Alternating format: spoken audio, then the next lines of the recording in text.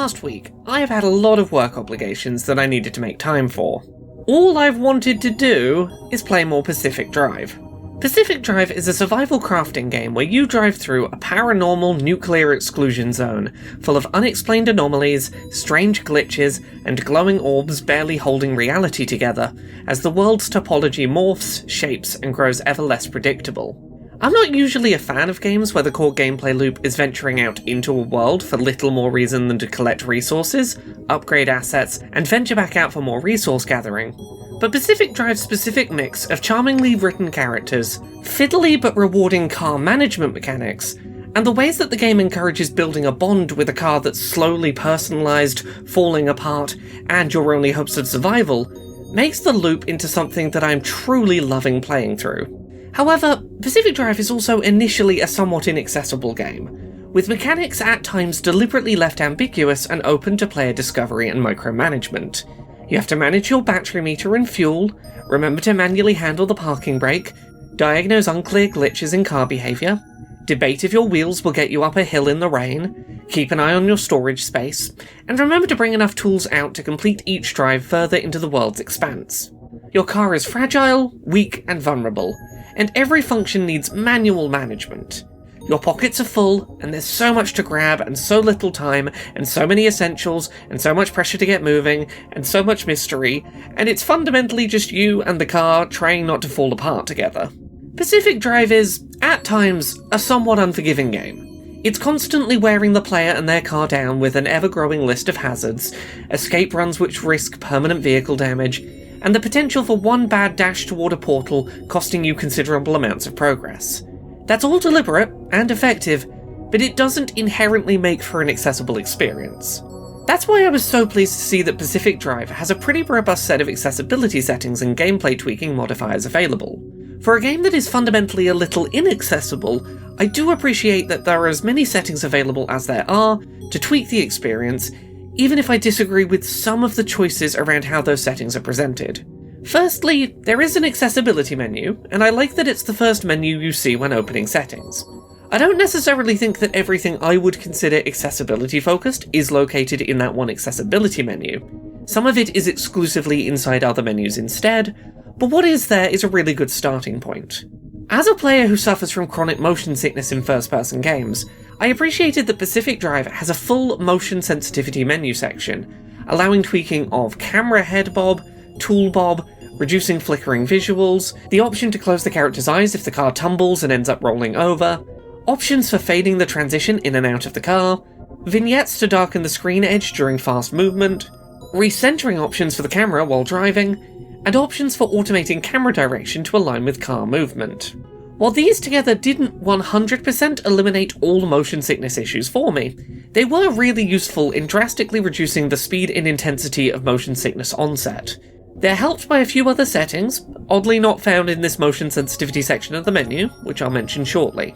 I have been able to regularly play the game in multiple hour-long sessions without issue, only really experiencing motion sickness if particularly tired, which for me is a big deal. It means this game has done a pretty good job of mitigating things. The accessibility menu also contains filters for the three most common types of colour blindness, and options for highlighting items and loot in easy-to-spot bright highlights.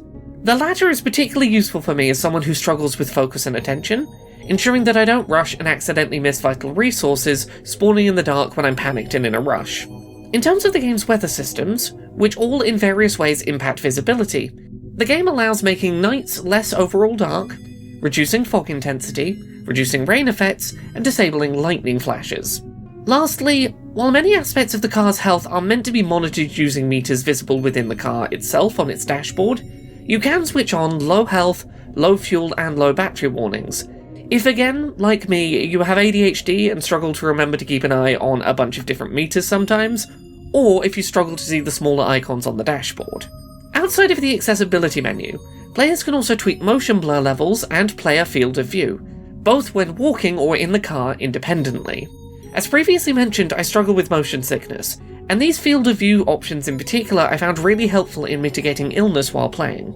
In terms of difficulty, players can set the game to pause while menus are open to avoid taking damage while sorting items, turn off the penalty where collected items are lost upon a failed run, and nights can be made shorter to limit the amount of time spent with lessened visibility.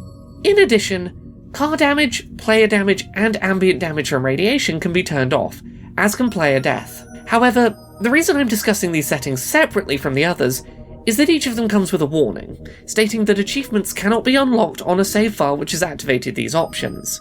The game is very unclear about whether or not turning these options on briefly, then back off again, restores your ability to gain achievements once they're turned back off. While I understand the intention, these kinds of warnings act as a deterrent from using these settings, which is a real shame, as on occasion I found myself having misunderstood a gameplay mechanic, and faced with the choice of losing a considerable amount of progress in a way that was going to feel unsatisfying, or losing access to achievements because I wanted to put these settings on for just a second to get my bearings.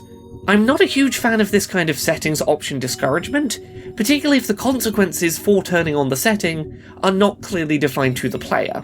Then there's the realism settings, which tend to be sort of just nice conveniences in my opinion. Players can more easily swap held vehicle parts onto their car, start the ignition more quickly, tap rather than hold to shift gears, alter player protection levels inside of their car, alter wet weather traction, and set headlights to permanently function even if your car's battery dies. Lastly, there are modifiers, which range from conveniences to difficulty tweaks, and help customize the experience of playing Pacific Drive, simplifying amounts of necessary micromanagement. Player health, car battery, and fuel can be set to automatically replenish after a successful run, rather than needing manual restoration. Additionally, your car can be set to be repaired if a run is successful.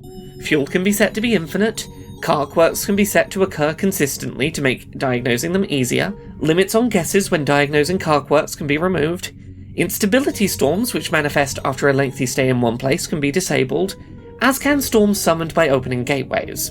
Quickly touring the remaining settings, buttonholes can be set to toggles, controls can be remapped in-game, audio can be customized via sliders, and the radio filter placed over music and dialogue can be removed. Subtitles are available as an option, but unfortunately cannot be customized at all from their defaults. Pacific Drive is, on the surface, a pretty unapproachable game initially. The vanilla experience requires a high degree of micromanaging lots of poorly explained systems in a game that pushes you to protect an eternally fragile vehicle. But the options available to tweak the challenge are granular enough to do a great job allowing for a truly custom experience. There's a huge amount of space granted to get rid of the elements of the game that you find overwhelming, or unrewarding, or inaccessible, or simply too much to handle in combination.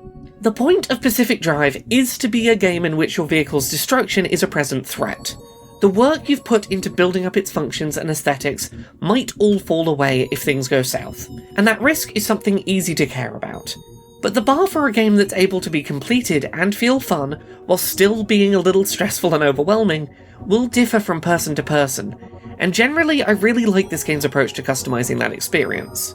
I've said before, I'm not a huge fan of games putting up warnings to discourage or disincentivize using some of their settings, particularly in single-player games, particularly when those warnings are not clear about what they're going to lead to or not lead to and what the long-term consequences are. But that being my biggest complaint about this deliberately designed to be quite tricky game, I think says a lot. Pacific Drive isn't going to be a good fit for everyone.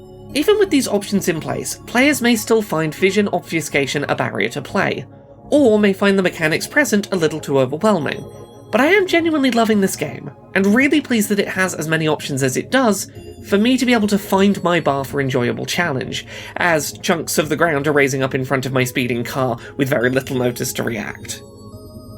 Thank you so much to this month's Patreon backers, who help make this show possible. You can support the show and everything I do at patreon.com/LauraKBuzz.